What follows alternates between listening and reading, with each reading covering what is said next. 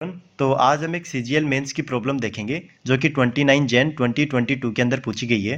Percentage के ऊपर based है, काफ़ी अच्छी प्रॉब्लम है। चलो स्टार्ट करते हैं। When the price of an item was reduced by 20%, its sale increased by X%। If there is an increase of 25% in receipt of the revenue, then the value of X is. ठीक है, तो इसको समझने से पहले एक AB rule समझ लेते हैं हम।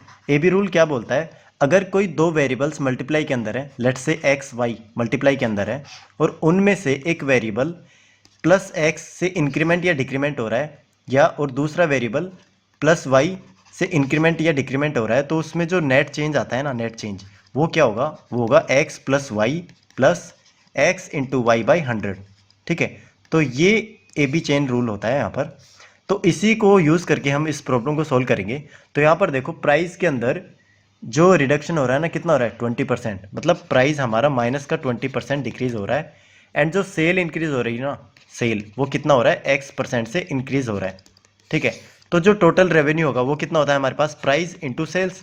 सेल्स का सिंपली मतलब क्या है, जो जितने कस्टमर ज़्यादा आएंगे ना उतने। ठीक है, तो यहाँ पर टोटल जो इंक्रीमेंट हो रहा है ना हमारे पास रेवेन्यू के अंदर, वो हो रहा है 25। तो जो ये दोनों मल्टीप्लाई के अंदर है, तो चेन रूल लगाएंगे, तो वो होगा माइनस का 20 प्लस एक्स माइनस का 20 इंटू एक्स अपॉन में 100। ये वैल्यू किसके इक्वल होगी, 25, जो नेट चेंज आ रहा है हमारे पास। तो 25 के इक्वल रख देते हैं इसे। तो यहाँ से हमारे पास क्या आएगा, 20 माइनस 20 को उधर लेके जाएंगे तो प्लस का हो जाएगा, तो ये होगा x माइनस का, ये होगा 5, x बाई 5 इक्वस टू 45। तो ये वैल्यू आएगी 4x by 5 equals to 44। 45 into 5 upon में 4।